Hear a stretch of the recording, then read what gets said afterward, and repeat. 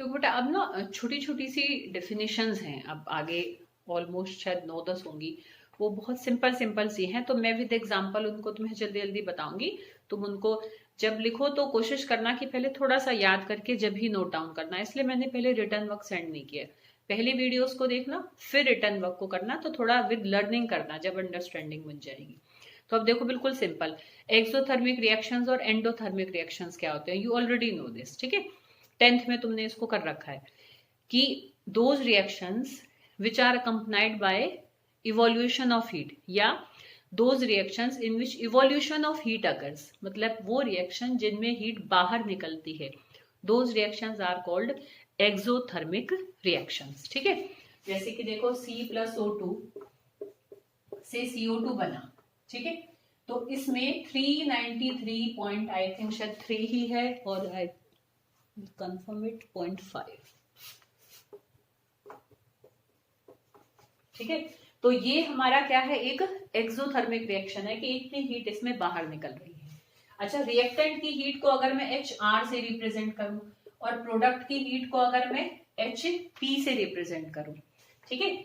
अब देखो भाई, मान लो इसकी हीट अगर 20 है। अच्छा, हीट बाहर कब निकलेगी हमारी, हीट बाहर जब ही निकलेगी कि जब इसकी तो हो 20 और ये जो प्रोडक्ट बन रही है इसकी, इन सबकी टोटल एक तरीके से जो हीट कंटेंट है वो हो 10।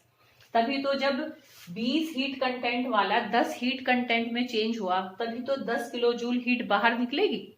समझ रहे हो ना बेटा, कि जब हमारा HR HP से ज्यादा होगा, तो डेल्टा H हमारा एक तरीके से क्या होता है बेटा, HP माइनस HR ही तो होता है भाई। इसको H1 मानो और इसको H2 मानो, तो H2 माइनस H1 ही तो होता है बेटा, ठीक है। तो हीट हमारी कब बाहर निकलेगी बेटा, जब हमारा रिएक्टेंट की हीट तो ज्यादा होगी और प्रोडक्ट की हीट हमारी कम होगी, तभी तो हीट बाहर निकलेगी। पर तुम देख सकते हो वैल्यू कैसी निकल कर आई हमारी, वो वैल्यू कैसी है, नेगेटिव है। समझ रहे हो बेटा। तो ये मैंने अभी जो तुम्हें पीछे बात बताई कि जिन रिएक्शंस में हीट बाहर निकलती है, क्योंकि उनकी प्रोडक्ट की हीट कंटेंट रिएक्टेंट की हीट कंटेंट से, सॉरी, रिएक्टेंट का हीट कंटेंट, ठीक है, प्रोडक्ट के हीट कंटेंट से ज्यादा होता है, तभी तो बाहर निकलेगी भाई। उस पहले वाले का ज्यादा था, बाद वाले का कम था, तो जितना पहले वाले का ज्यादा था वो सारी हीट बाहर निकल गई, ठीक है बेटा। आ रही है बात समझ में, ठीक है। तो जब रिएक्टेंट का हीट कंटेंट प्रोडक्ट की हीट कंटेंट से ज्यादा होगा, तभी हीट बाहर निकलेगी, और जिन रिएक्शन में हीट बाहर निकलती है उन्हीं को ही हम एक्सोथर्मिक रिएक्शंस कहते हैं, ठीक है बेटा। आ रही है बात समझ में। और उसका साइन तुम देख सकते हो कैसा निकल कर आता है, माइनस। तो इसलिए ये हमेशा ध्यान रखना, एक्सोथर्मिक रिएक्शंस की एक बहुत बड़ी पहचान होती है कि उनका डेल्टा H हमेशा कैसा होगा, नेगेटिव होगा। इसी रिएक्शन को अब देखो, ये जो रिएक्शन है ना, तो जो हीट हमारी उसकी बाहर निकल रही होती है, या तो हम इसके साथ ऐसे प्लस का साइन करके दिखा देते हैं, या अगर हम इस हीट को अगर डेल्टा H की फॉर्म में लिखेंगे, तो देखो बेटा ऐसे ध्यान रखना बेटा कि हम इस रिएक्शन को ऐसे भी करके लिख सकते हैं। अगर इसको डेल्टा H की वैल्यू के टर्म में लिख रहे हैं तो इसके आगे हम नेगेटिव साइन हमें लगाना ही लगाना है, तभी वो एक एक्सोथर्मिक रिएक्शन माना जाएगा। कब, जब अगर हम उसकी डेल्टा H की वैल्यू को माइनस करके लिखेंगे। सिंपल रिएक्शन के साथ लिख रहे हैं तो प्लस करके लिखेंगे, भाई निकल रही है, प्रोडक्ट साइड में निकल रही है तो इसलिए प्लस कर दिया। पर जब हम डेल्टा H की टर्म में लिखेंगे तब हम उसके आगे माइनस साइन लगाएंगे। और एंडोथर्मिक रिएक्शंस क्या होते हैं, जिन रिएक्शंस के दौरान हीट एब्जॉर्ब होती है, मतलब हीट ली गई। जैसे इसका एग्जांपल ले हम, इसकी वैल्यू मुझे याद नहीं है जैसे देखो ये है N2 प्लस O2 से यहाँ पर 2NO बना, और इसके साथ हीट निकली हमारी -180.7 किलो जूल निकल, यहाँ पर सॉरी अब्जॉर्ब हुई। तो यहाँ इतनी हीट एब्जॉर्ब हुई, इसलिए हमने यहाँ पर रिएक्शन के साथ जब लिखी है तो माइनस साइन लगाया है। अच्छा, अब देखो हीट एब्जॉर्ब कब होगी, जब इसकी हीट तो हो, मान लो मैं कहूं 10 और इसकी हीट है 20। तो अब देखो जो चीज हम पहले ले रहे थे उसका हीट कंटेंट तो था, ये हमारा क्या है HR और ये हमारा क्या है HP। तो जो पहले ले रहे थे उसका हीट कंटेंट कितना था, 10। अब जो नई जो बनी उसका हीट कंटेंट 20 कब हुआ होगा, जब 10 किलो जूल उसने एनर्जी आसपास से बाहर से खींची होगी। तो हीट एब्जॉर्ब हुई होगी। कितनी एब्जॉर्ब हुई? 10 एब्जॉर्ब हुई। समझ में आ रही है ना बेटा बात? तो अब तुम देखो कि यहाँ पर HP ग्रेटर है HR से, तो डेल्टा H हमारा क्या होता है? HP minus HR।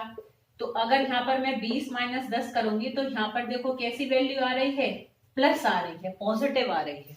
ठीक है, तो एंडोथर्मिक रिएक्शन के लिए डेल्टा H का साइन कैसा होता है? पॉजिटिव होता है। तो अगर मैं इस रिएक्शन की हीट को इन टर्म्स ऑफ, ये बेटा ये तुम्हें आगे बहुत हेल्प करेगा, तो प्लीज इस चीज का ध्यान रखना कि जब हम किसी रिएक्शन के साथ में हीट को दिखाते हैं और प्लस का साइन है तो वो एक्सोथर्मिक रिएक्शन को इंडिकेट कर रहा है, और अगर डेल्टा H की टर्म में दिखाते हैं और माइनस साइन दिखा रहा है तो वो भी एक्सोथर्मिक रिएक्शन को इंडिकेट कर रहा है। रिएक्शन के साथ हीट की वैल्यू को दिखाते हैं, माइनस साइन लगा के दिखाते हैं, तो it means it is endothermic reaction, here heat is absorbed. ठीक है, और इसी वैल्यू को अगर मैं डेल्टा H की टर्म में लिखूंगी तो यहां पर मैं इसको प्लस बना दूंगी।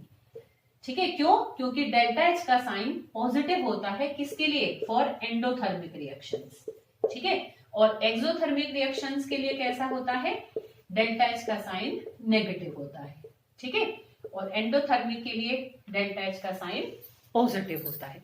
तो ये बारी बारी मैं साइन रिपीट कर रही हूं क्योंकि इसके आगे तुम्हें बहुत नीड अराइज होने वाली है, तो इसको बेटा तुम्हें इसका ध्यान रखना है। अब देखो कुछ ना, हमें एक तरीके से अलग अलग हीट ऑफ रिएक्शंस को, हीट ऑफ रिएक्शन बेसिकली देखो क्या होते हैं। तो यहाँ पर देखो पहले हमने देखा, तो जिस ऑर्डर में बुक में है ना मैं उसी ऑर्डर में कराती चलती हूँ। देखो सबसे पहले कि एक थर्मोकेमिकल इक्वेशन क्या होती है। थर्मोकेमिकल इक्वेशन एक ऐसी, जैसे ये सब मैंने थर्मोकेमिकल इक्वेशंस लिखी हैं, कि किसी रिएक्शन में हम रिएक्टेंट को, प्रोडक्ट को जब शो करते हैं वो सॉलिड फॉर्म में है, लिक्विड फॉर्म में है। जैसे चलो यहाँ पर मैं शो कर देती हूँ, जैसे ये है सॉलिड, ये है गैस, ये भी है गैस। तो जब किसी रिएक्शन में जब हम रिएक्टेंट और प्रोडक्ट को विद इट्स फेज, मतलब कौन से फेज में, लिक्विड में, सॉलिड में, गैस में है, उसके साथ रिप्रेजेंट करते हैं। ठीक है, वो तो होती है केमिकल इक्वेशन। बैलेंस कर देते हैं तो वो हो जाती है बैलेंस्ड केमिकल इक्वेशन। अगर उस बैलेंस्ड केमिकल इक्वेशन में हम हीट की वैल्यू को भी शो कर देते हैं, चाहे निकल रही है चाहे देनी पड़ रही है, अगर हम हीट की वैल्यू को भी उसके साथ शो कर देते हैं, then it become a thermochemical equation. ठीक है, तो ऐसी इक्वेशन को हम थर्मोकेमिकल इक्वेशन कहते हैं। ठीक है बेटा, तो ये हमने देखा। अब देखो हमें बेसिकली क्या करना है, सबसे पहले तो हीट ऑफ रिएक्शन क्या होती है उसको देखेंगे। ठीक है, तो एक बैलेंस्ड केमिकल इक्वेशन में, ठीक बेटा, कितनी हीट निकल रही है या देनी पड़ रही है, वो उसकी हीट ऑफ रिएक्शन कहलाती है। जैसे ये इस रिएक्शन की क्या है? Heat of reaction. ये इसकी क्या है? Heat of reaction. अगर उस हीट ऑफ रिएक्शन को हमने स्टैंडर्ड कंडीशंस में मेजर किया है, स्टैंडर्ड कंडीशंस बेटा क्या होती हैं थर्मोडायनेमिक्स में? टेम्परेचर होता है 25 डिग्री सेंटीग्रेड और प्रेशर होता है 1 बार। ठीक है, मतलब जब हम काम कर रहे हैं तो टेम्परेचर हमारा है 25 डिग्री सेंटीग्रेड और प्रेशर है अगर हमारा 1 बार। तो इन कंडीशंस में जब हमने किसी रिएक्शन की हीट ऑफ रिएक्शन निकाली तो वो उसकी स्टैंडर्ड हीट ऑफ रिएक्शन बन जाती है। ठीक है, हीट ऑफ रिएक्शन को हम ऐसे डेल्टा RH से रिप्रेजेंट करते हैं, और अगर स्टैंडर्ड कंडीशंस है तो हम नॉट ऑफ लगा देते हैं। ठीक है, तो स्टैंडर्ड हीट ऑफ रिएक्शन क्या होगी? अमाउंट ऑफ हीट इवॉल्व्ड और एब्जॉर्ब्ड, ठीक है बेटा, at 25 degree centigrade and at 1 bar pressure, या हम सिंपली भी कह सकते हैं अंडर स्टैंडर्ड कंडीशंस। ठीक है, for a balanced chemical equation, कि भाई किसी एक पर्टिकुलर रिएक्शन, एक रिएक्शन कंप्लीट हुआ मतलब, ठीक है बेटा, और उसमें जो अमाउंट हमने एक तरीके से ली है, देखो यहाँ पर जो मेन रिएक्टेंट है अगर हम उसकी 1 मोल लेकर चले हैं, ठीक है बेटा, तो यहाँ पर हमारा देखो क्या होगा कि एक तरीके से यहाँ पर भी मेंशन कर रखा है, स्टैंडर्ड वाली देख रही थी मैं।